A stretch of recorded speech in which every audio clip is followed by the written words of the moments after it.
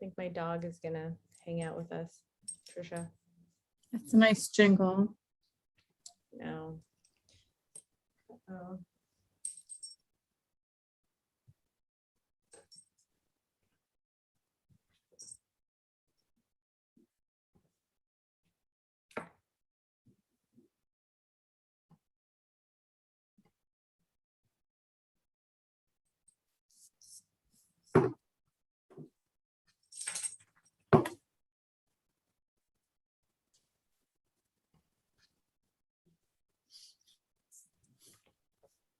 I'm gonna do one quick thing. Okay.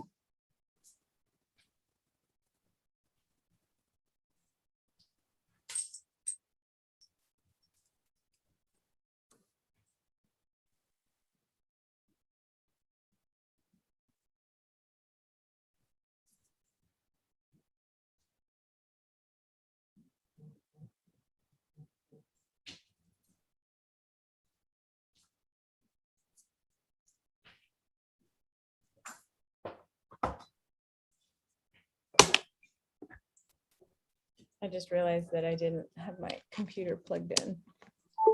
Yep. It's my understanding that we're live now. Oh, okay.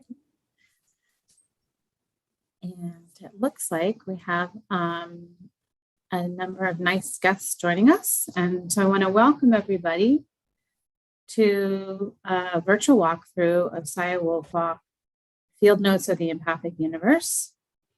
We're really pleased that you could join us tonight. My name is Trisha Laughlin-Bloom. I'm the curator of American art at the Newark Museum of Art.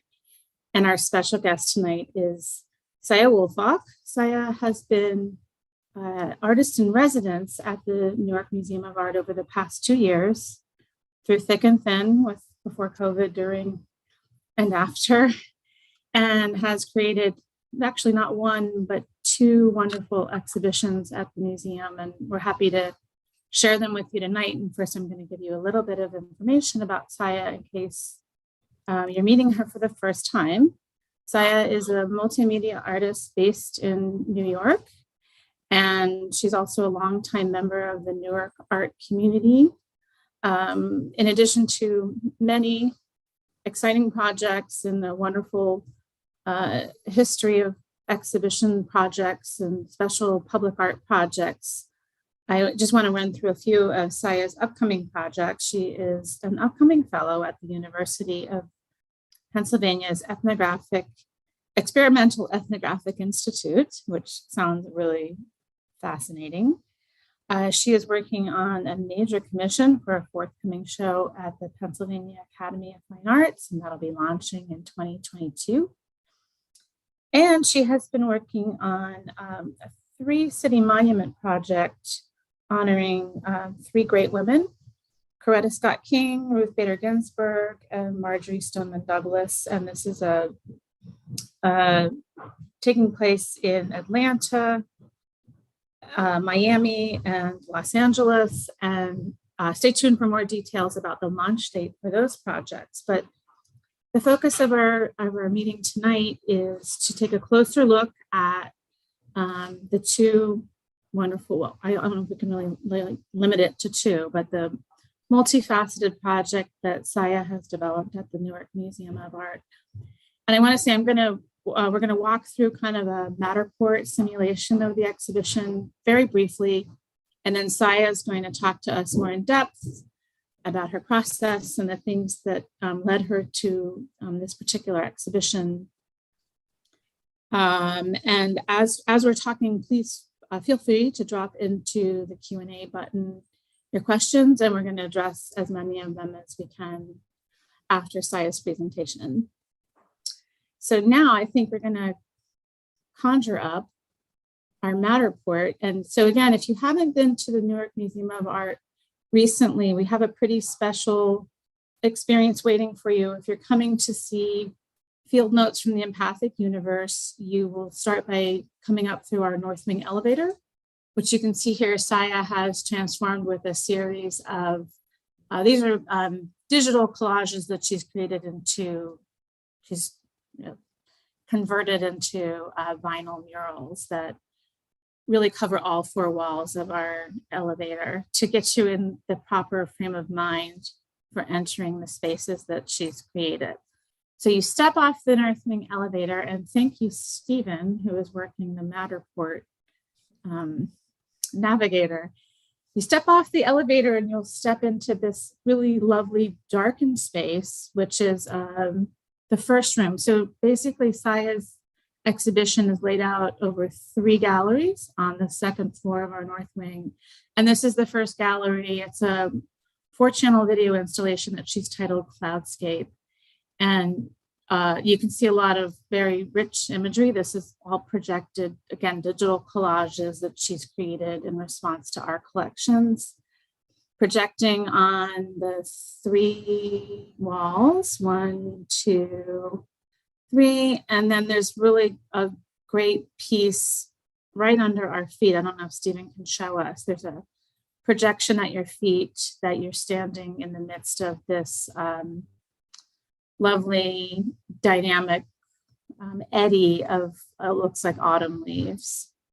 And we have a little video I think we're going to try and show you. Just wanted to indicate for guests who haven't visited yet that there is a soundtrack that goes with this piece that we're not capturing through Zoom, but you'll have to come and hear it because it's very layered. It's not loud, but it's a part of the piece. So you can see a little bit of how the imagery is moving slowly in a way that's, again, puts you in a certain frame of mind. So I think that's the best we can probably do with our technology at this point to show you Cloudscape. Why don't we go into the next room? And Saya is going to come back and tell us more about this imagery and how she created it. In the next room, this is kind of where as we've been planning the exhibition, we've called this sort of information central because we have our introductory text in here. And we have our credit panel. We're really proud that this project garnered the support from the Andy Warhol Foundation for the Arts and the National Endowment for the Arts. We also have again, I think in a way like a bit of an origin story why we're doing this show, because these 2 pieces here, which Saya has titled Cloudskin 3 and Cloudskin 4, we acquired for the museum in 2018 and have just been waiting to create the proper environment to show them in because they felt so special. They needed a bit more context. So these are inkjet prints on silk, and we have them displayed. They're just hung from the wall, so you can really enjoy all of the sensual qualities of, again, Saya's a multimedia artist and she works in many different media, but I happen to love the lightness and the movement. Even if we don't have air moving the edges, you can see that they have a backing to them in a way. It's textile art.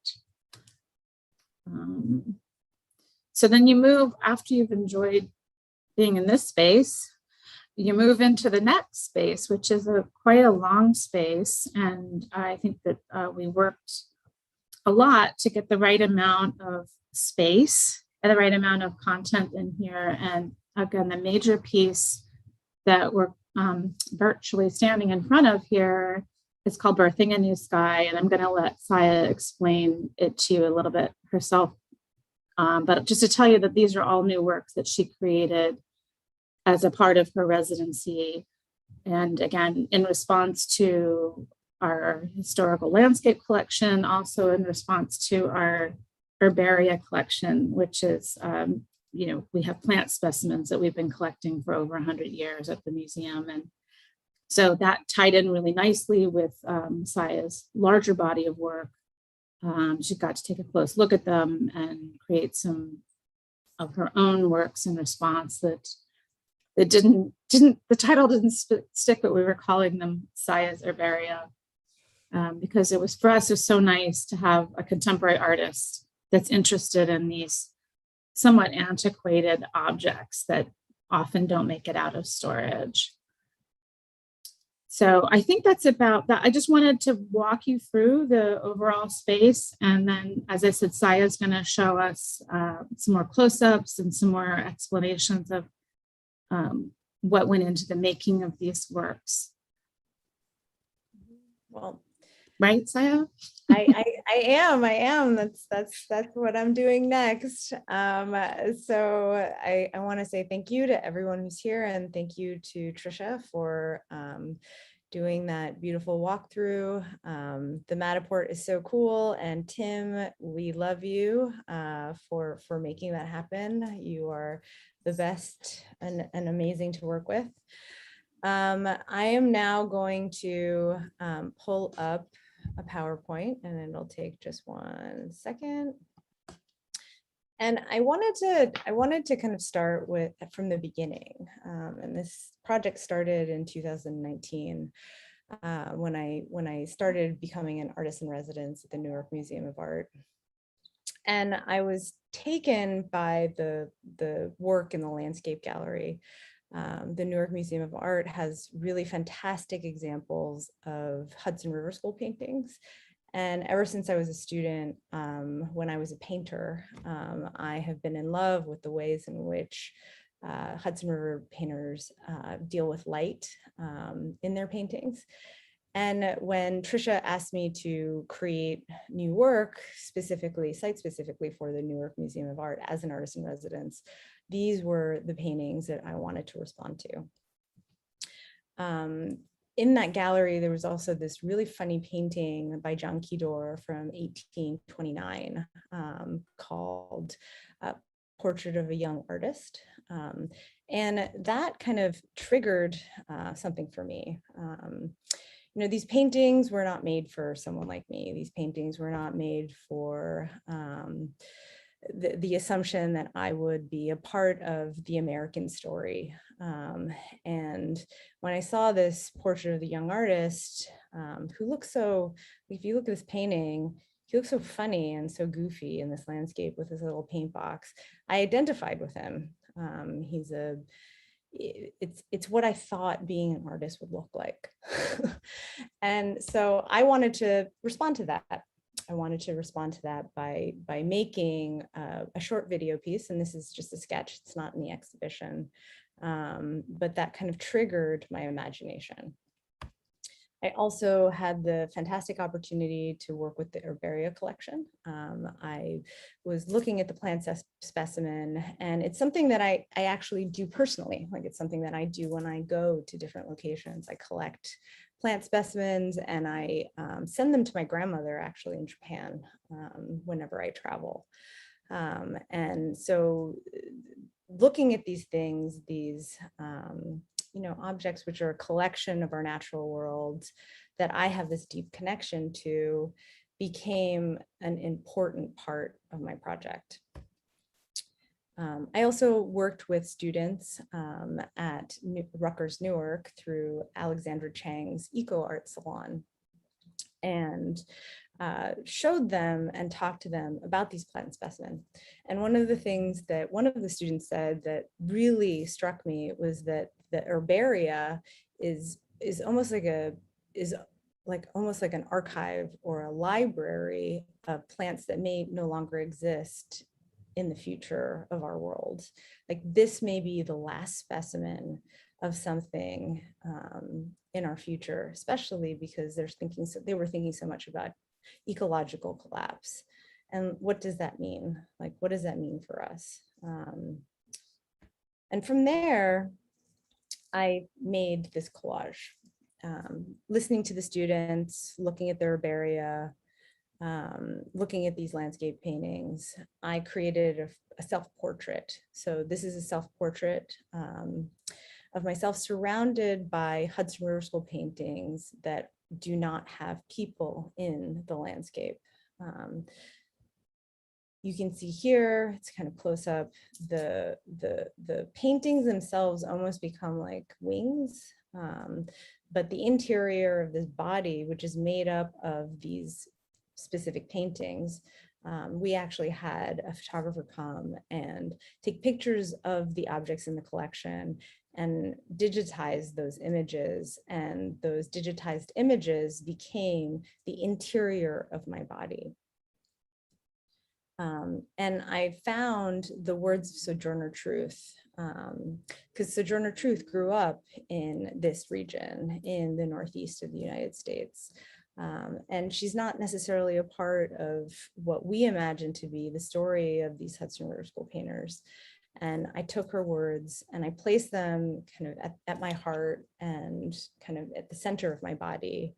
And she says, give her a chance to set it right side up again. And so for me, this is a kind of self-portrait, but it became also a prompt for the entire exhibition that emerged in field notes of the Empathic Universe. If you go see the exhibition, which I really encourage you all to do, it's called Tumbling Into Landscape.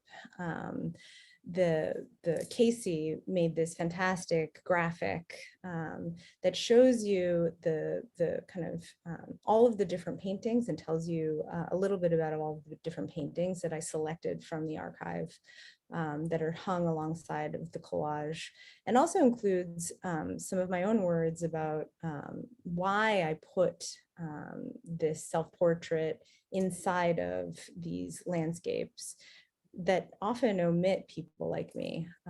So I say, today in 2021, it is not uncommon for strangers to ask me where I am from.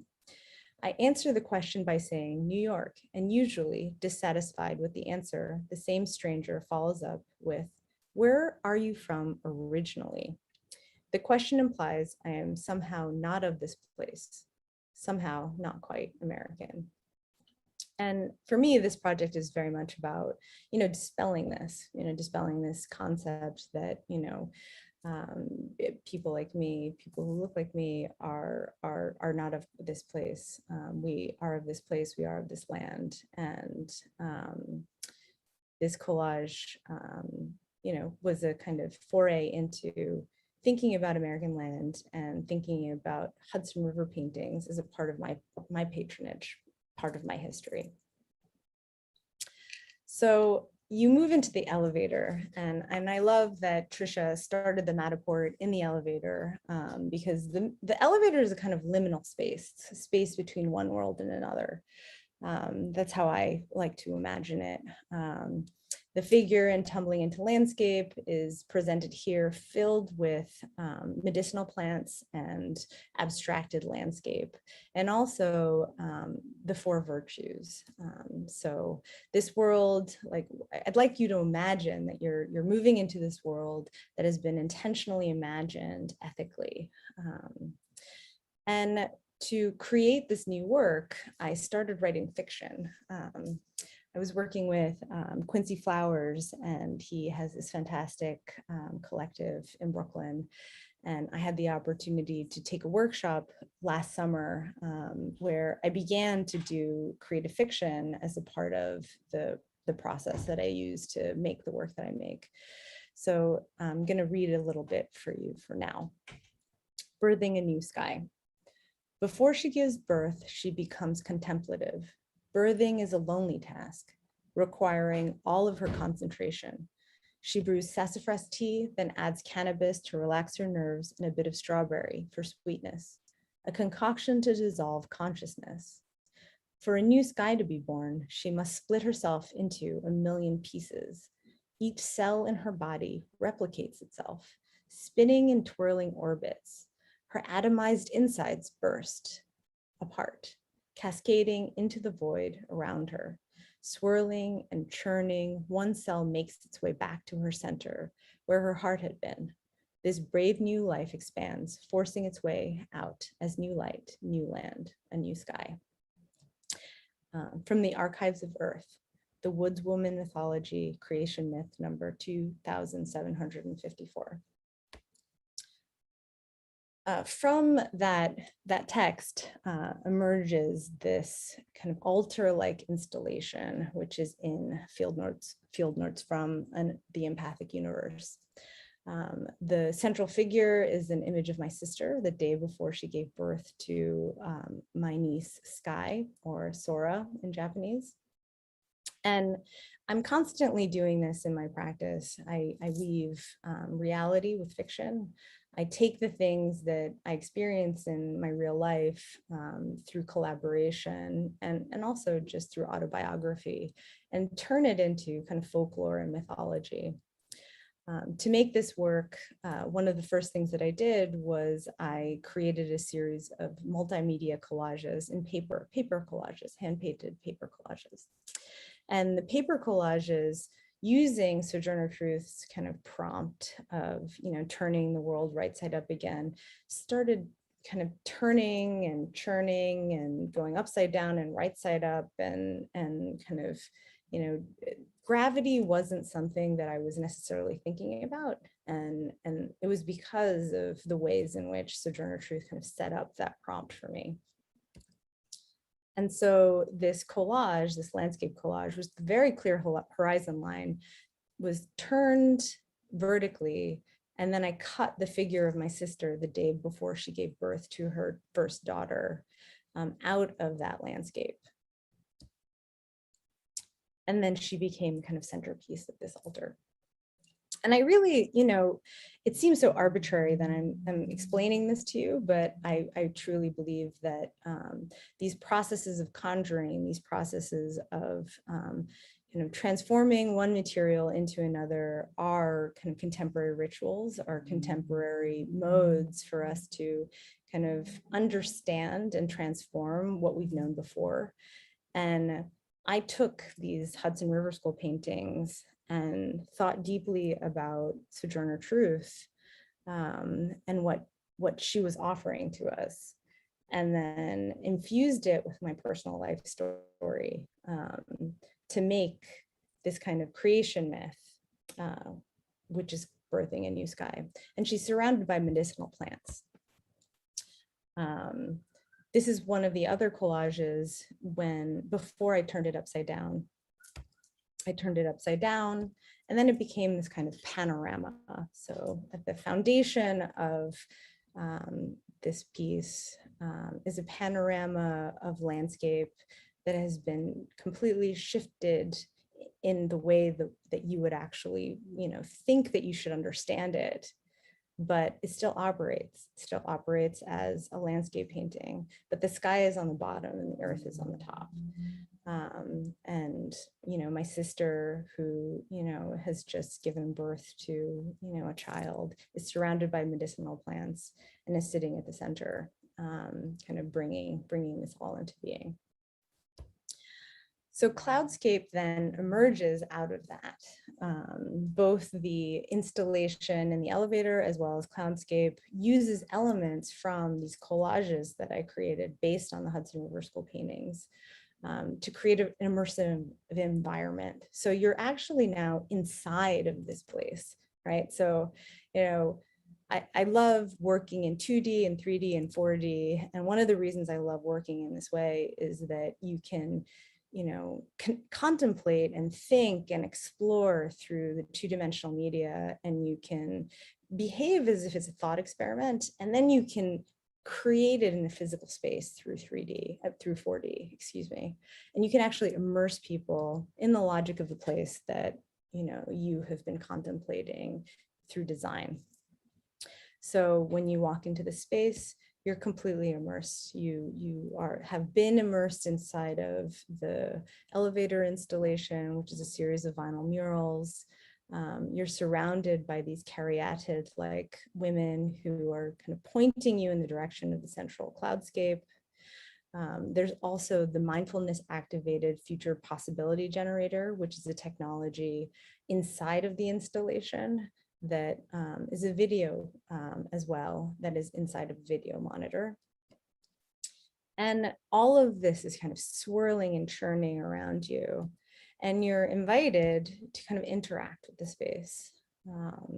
So this is me in the installation, kind of immersed in the light, bathed in this kind of pool of medicinal plants. And they're medicinal plants that are autumnal, and kind of, becoming a subject within the context of the cloudscape.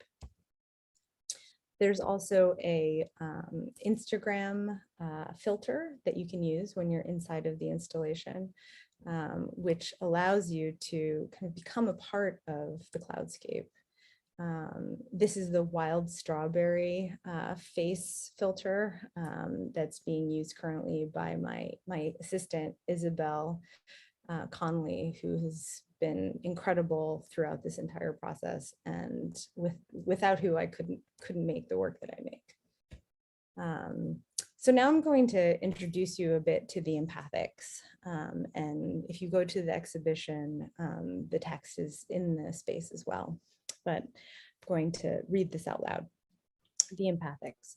The Empathics is a story world I have explored through a series of exhibitions beginning in 2012. From the outset, I fused fiction with reality, creating an amalgamation that is part folklore, part autobiography, and part dystopian sci-fi techno inquiry. These beings were imagined to investigate North American hybridity and to represent a world that acknowledges mixture and mutual influence as a part of its DNA. The Empathics are not merely culturally heterogeneous, they also cross species and share genetic material with plants. Their flexibility allows them to travel seamlessly across cultures, time, and space. The Empathics have created a research institute and various technologies in their attempts to share their interspecies experience.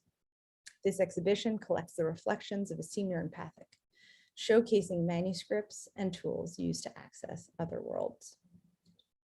And so there's just this kind of constant moving between immersion, fiction, like didactic writing, storytelling. Like there are multiple modes that I try to use when I'm making this work. Part of it is because I'm really interested in disorientation, disorienting people and having them have to think critically with their faculties about what they're looking at, what they're experiencing, what they're perceiving.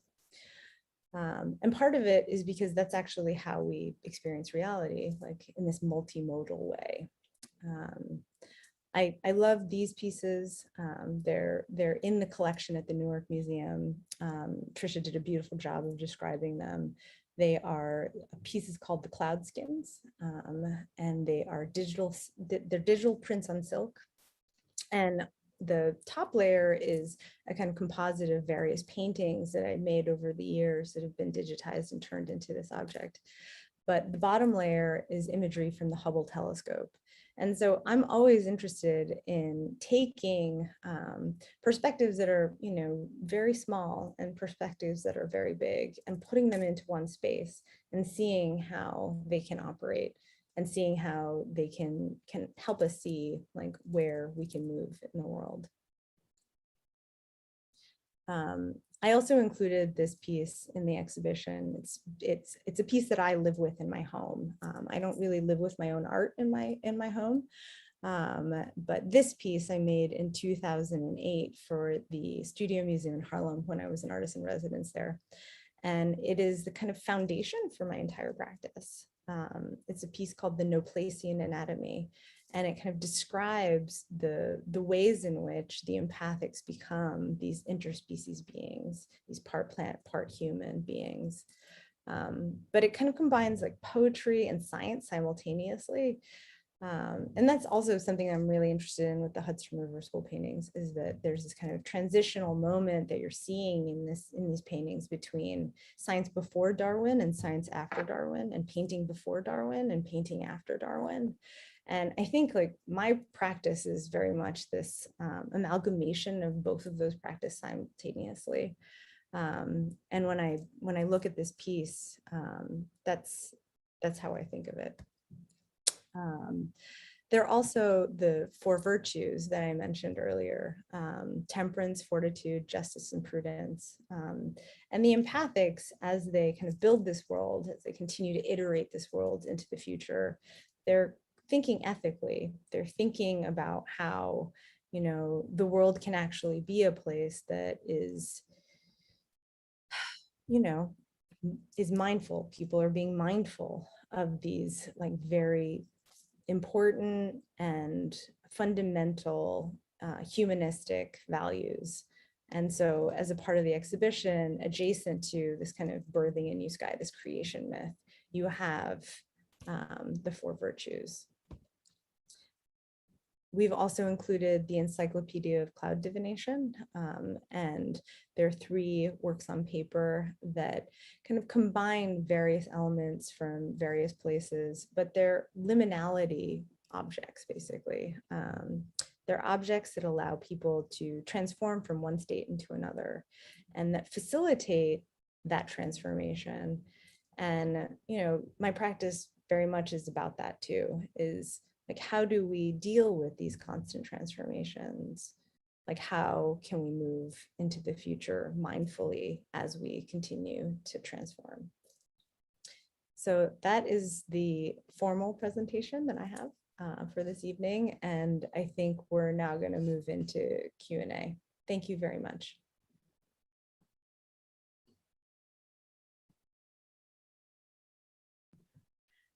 Thank you so much, Saya. I'm unmuted now. That was great. I mean, it's funny because we've been working together for a while now, but every time, you kind of learn a little bit more about, especially the empathics, which if people are not familiar with Saya's larger body of work, this is an ongoing story world, many faceted narrative that she's created through exhibitions over the past 11 or 12 years. So yeah, like this is you could think of this as like the latest chapter in the empathics. And I like the fact that we don't know. I mean, you commented about disorientation, and the fact checkers, the fact finders are going to be stumped when they come to the gallery and say, well, wait a minute, creation myth number 2,754. I mean, it's like you have to accept that there's this large body of empathics literature and empathics history that we're only seeing one piece of. And I appreciate that, because sometimes we think we need to understand entirely and you won't let us. So we had a few questions that came in that I want to pass along. One, I think, really good question, again, for the people who are kind of getting their bearings. Could you please explain what you mean by 4D? Oh yeah, that's easy. I'm sorry. So 2-dimensional is 2D, 3-dimensional is sculpture, or things that are in 3 dimensions. And then 4D is time-based. So video, sound. I would imagine that maybe augmented reality might be considered 4D as well. Probably 360 VR is considered 4D as well. So anything that's time-based, basically, is 4D. Interesting. There's a whole literature too of a theoretical 4th dimension that kind of runs through the avant-garde. This idea of like what when you get beyond the material sphere, and that's what I think of as well. That like we're not, we're really going into some like theoretical realm in some ways when we travel with the empathics. Is that fair to say? Oh, absolutely. I mean, I definitely think that, with this project, because of COVID, it's been more challenging than usual to collaborate with people that I generally collaborate with. But the practice for me is the material manifestation of the practice is a joy and a pleasure, but the practice really is about mapping and tracking various modes of understanding consciousness. And so when you ask that question, like, yes, absolutely. I am thinking about, that's the reason why there's a meditation pillow in front of the altar, birthing a new sky. Because I'm thinking about, mindfulness, meditation, and various forms of meditation, and the kinds of realities one can bring into existence through thought and consciousness and through collaboration. And through one's mapping and tracking of ineffable spaces. Yes, and ineffable, probably a good word for it. Okay. And another question that came up in from the audience had to do with your sources of inspiration for the self-portrait. And I just want to interject, I'm sure you'll say more on this, that this is Saya's first self-portrait. And I think also in general, like the fact that you have your sister represented in Birthing a New Sky seems like a really new occurrence in your work. And so again, like, where do those inspirations come from? We're really looking at somebody who's produced a lot of work, and I just want to say I'm really excited and proud that we created a space that allowed you to find a new mode to work in. But Yeah. maybe you can talk a little bit about your sources. Yeah, no, absolutely. It's my first self-portrait. I actually generally don't incorporate straight autobiography into my practice. And the pandemic forced a lot of self-reflection and consideration in those regards. And I mean, I've always thought of, this kind of feminist idea that the personal is political. I've always thought that that was an inherent part of my practice, that, the particularity of one's experience can potentially resonate, more broadly with others. But that has not really been my practice. So when I saw the key door and I saw that, he had the freedom to just make, he was like, I'm just going to make a portrait of this like young white blonde guy in the woods with paint box, and it's going to be art and it's going to be amazing. I kind of said to myself, well, guess what? I'm going to do that too. I'm like, I'm going to take the liberty to just make a self-portrait and, make it out of these paintings that pretend like I'm not a part of them, but they're so much a part of me. Like our cells regenerate. I've lived in the Northeast almost my entire life, and our cells regenerate constantly. And I am of this land, I'm of this earth. Like this earth makes up my body, this like particular site specific earth. I am an earthwork made up of Hudson River painting land. So I wanted to make a self-portrait that embodied that. And as I was using these paintings, which I love and I hate, to kind of make up my body, something that I really love about what happened is that the body looks almost like it's on fire, or it's like imploding or exploding at the same time. So it also starts to look like this kind of Buddhist image of a body in some state of decay or transformation, or moving into a state of nirvana. And then that body starts to grow these plants, because that's like, the nature of the cyclical nature of being human is that we're all stardust. We are this land, like we are of this earth. We are made up of particles that will go back to the land when we die. So those were the things that I was thinking about, as well as, thinking with Sojourner Truth when I was making the work. And, she was, I was listening to a lot of kind of reenactments of her speech, this Ain't I a Woman speech that actually was not her original speech. It was kind of it's a longer story, but it's not her original speech. It's kind of a reinterpretation of her speech. And she kind of brought me through the pandemic, like listening to her voice reenacted by various women. And so the collage kind of came out of that.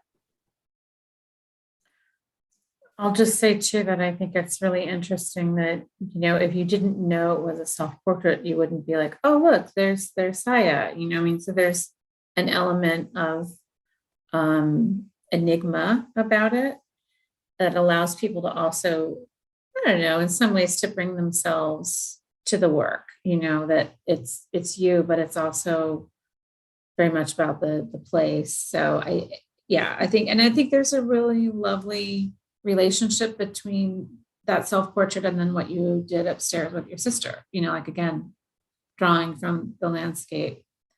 We have a couple more questions. One question, how are you thinking about the idea of immersion?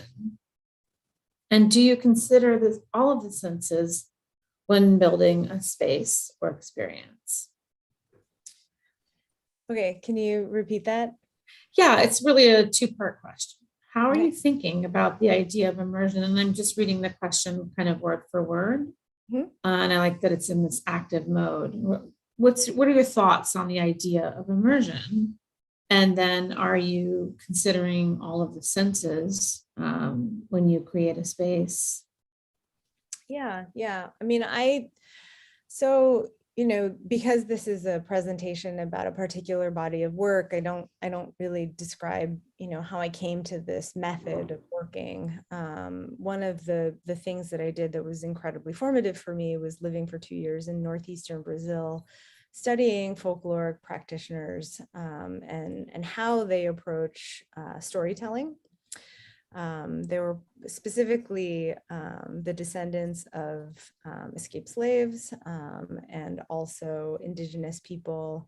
And the stories they were telling were kind of synchronized into these Catholic folkloric rituals. And for me, that formative experience of, costume building, storytelling, with like kind of political complexity became the way that I wanted to make the work that I make. And so when I say immersion, what I mean is a kind of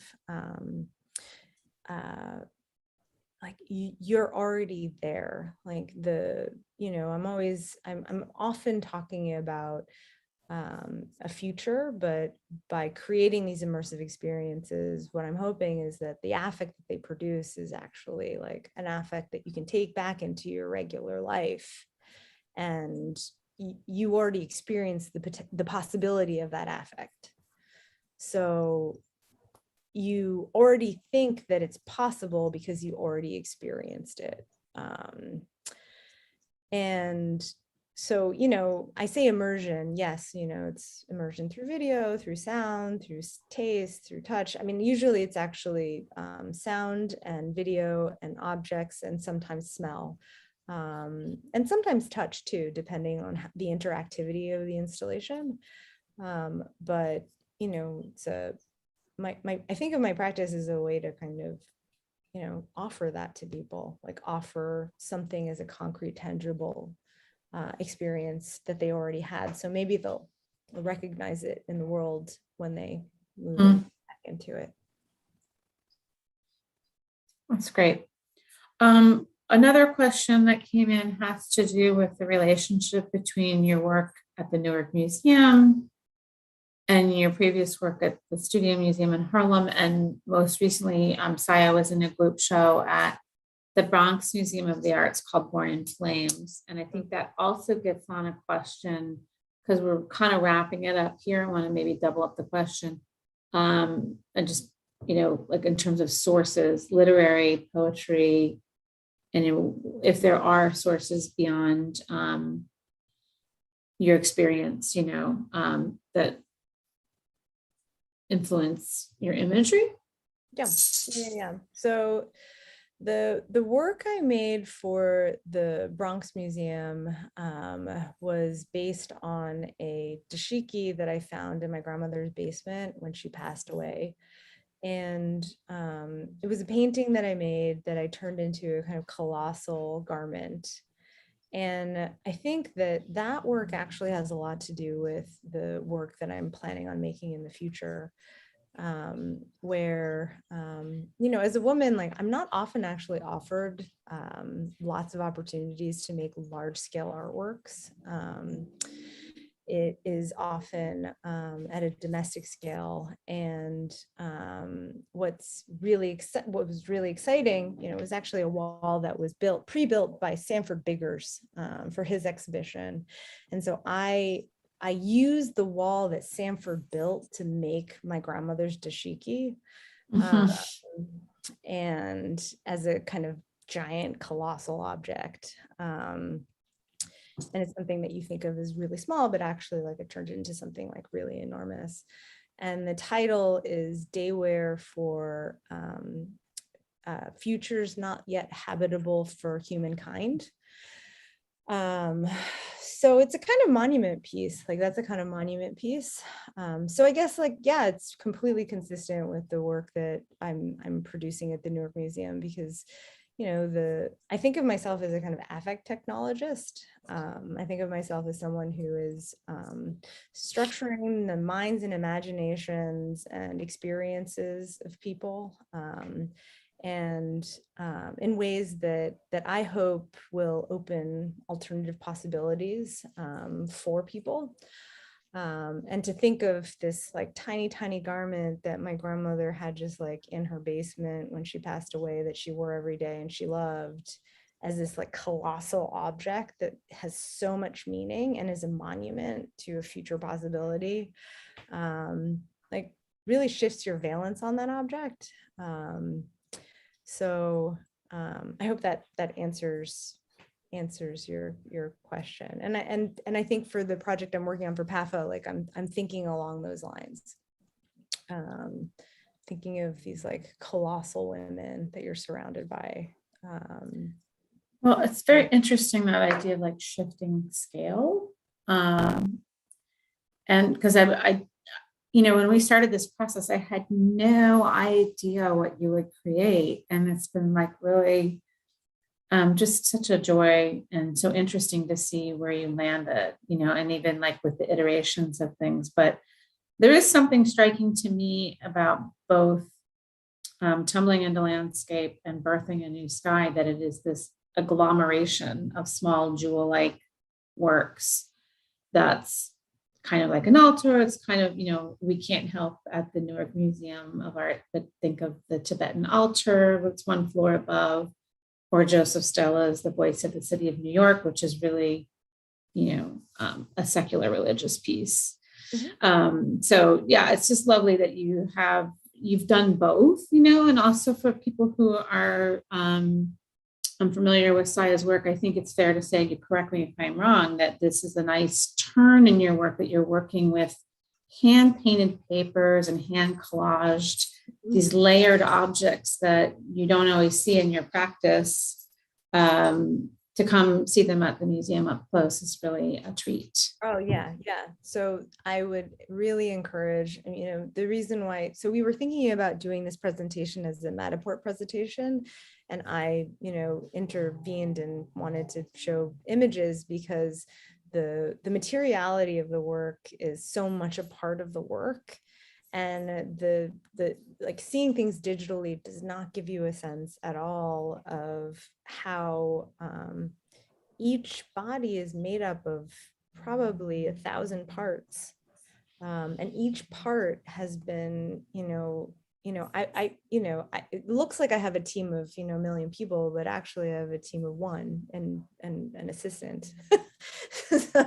So like each element is handmade and lovingly produced, to make up the elements that you will see in the installation. I really hope that you have a chance to come see them in person. Well, I don't want to tell anybody not to rush to the museum, but one of the nice things about these installations is that we will have them up for a full year. And that's, in a way, it's an experiment on our part to have a special exhibition that doesn't change really quickly. And then also to have the opportunity for it to to build up, slowly with the amount of, process that it deserves. So yes, please do come visit. And next chapter in this project is that we want to activate these spaces, and that requires an audience. And we also have pretty special, I don't know if you want to talk a little bit about what you're planning with Amy, but just stay tuned, because in 2022, we have a catalog coming to document the show, and also some pretty nice activations at the museum and with our partners at Express Newark. Yeah, I'm really lucky and excited to be working again with a collaborator of mine, Amy Meredith Cox, who is a anthropologist out of Yale, but also a dancer, and is particularly interested in the ways in which embodied research can activate a space, and embodied research can transform our understanding of knowledge. So she and I will be producing something for the Black Portraitures Conference that happens in my installation at the Newark Museum of Art, and I hope that some of you can join and attend that performance as well.